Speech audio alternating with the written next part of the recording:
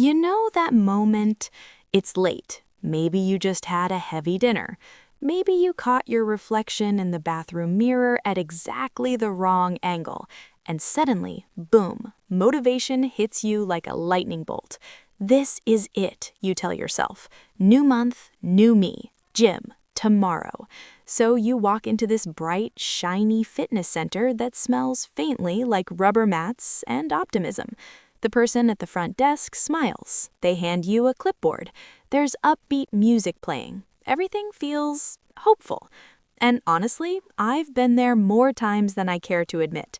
My name is Nick, and I spend way too much time thinking about money, human psychology, and the weird little financial traps we all fall into without realizing it.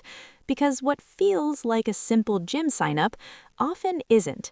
Somewhere between the free towel offer and the no-pressure tour of the weight room, you sign something that quietly follows you for months, sometimes years.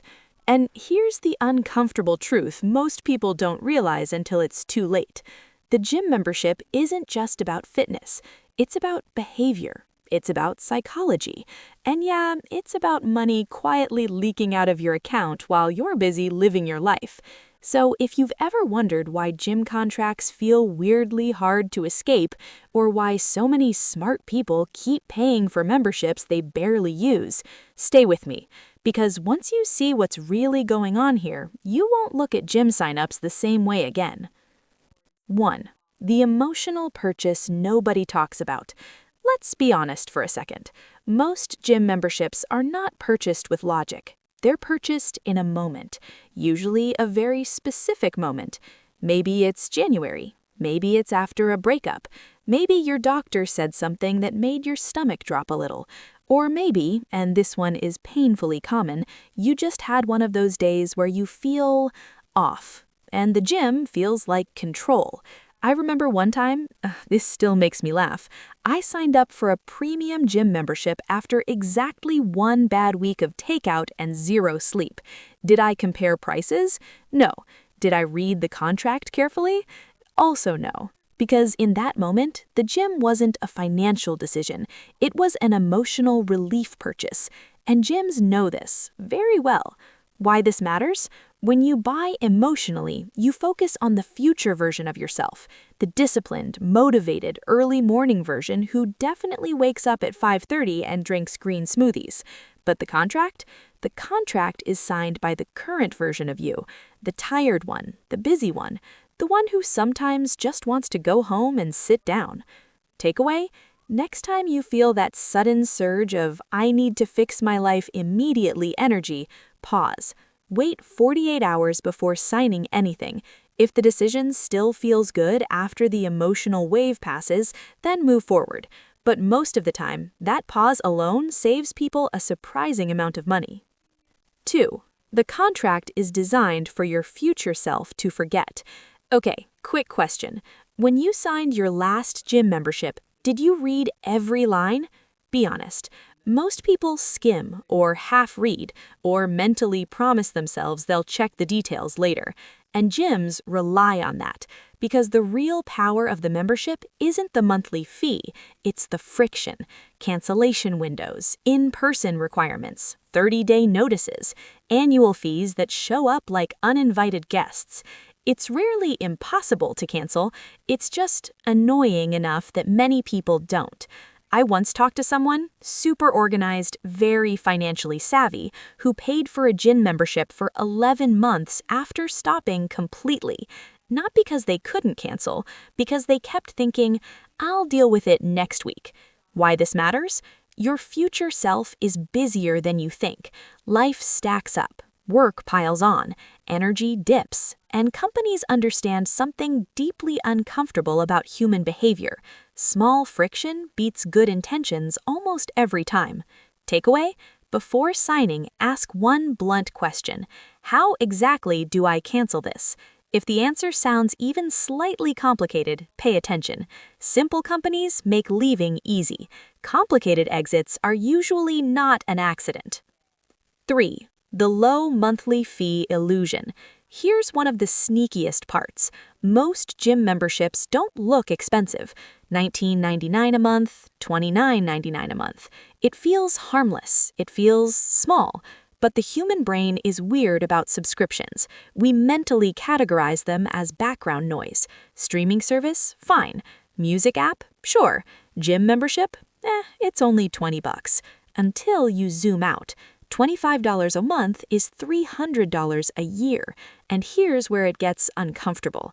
The average gym attendance rate drops sharply after the first few months, meaning a huge percentage of members are paying without going. Gyms actually build their business model around this, not in a villain twirling mustache way, just in a quiet, mathematical way.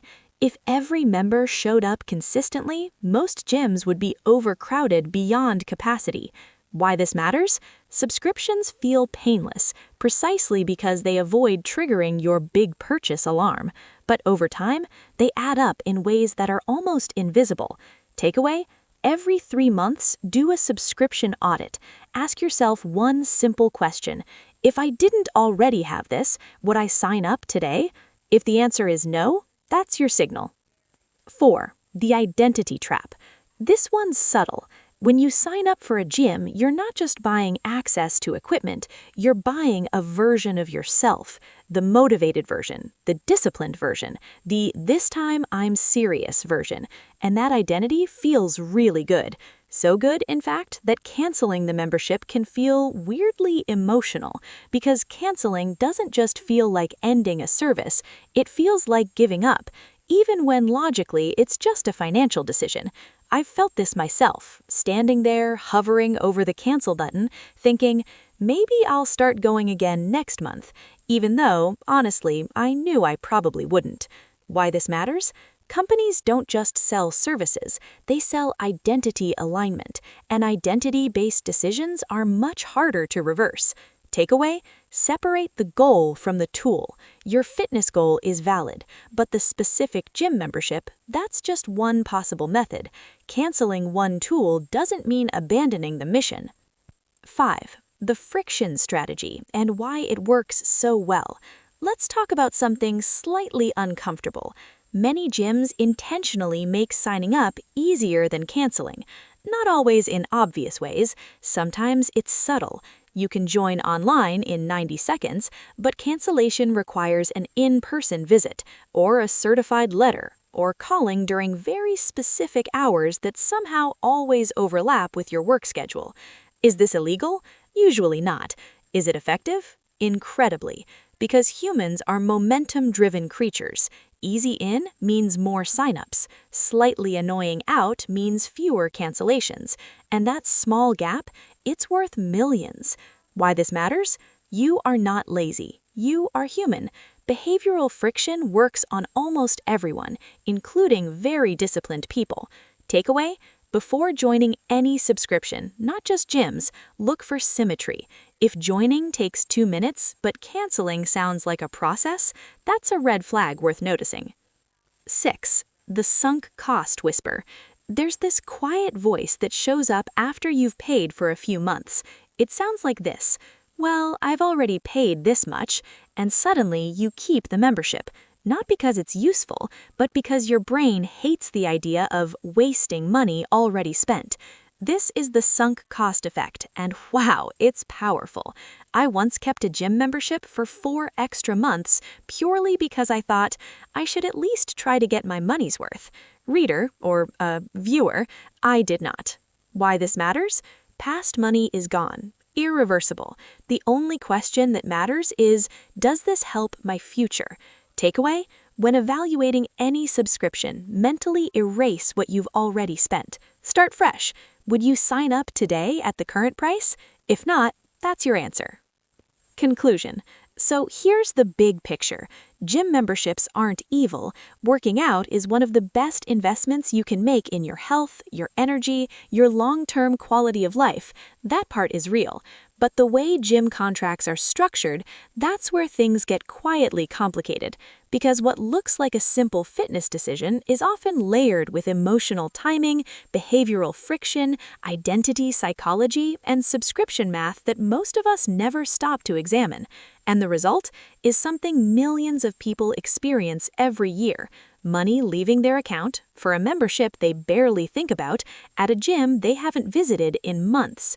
If there's one thing I hope sticks with you after this conversation, it's this: slow down at the moment of sign-up. That's the only moment you have full control.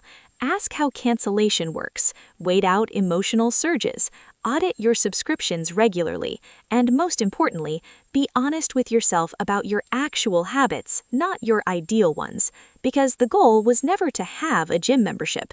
The goal was to build a healthier, stronger version of your life. And sometimes, honestly, the smartest financial move isn't pushing harder.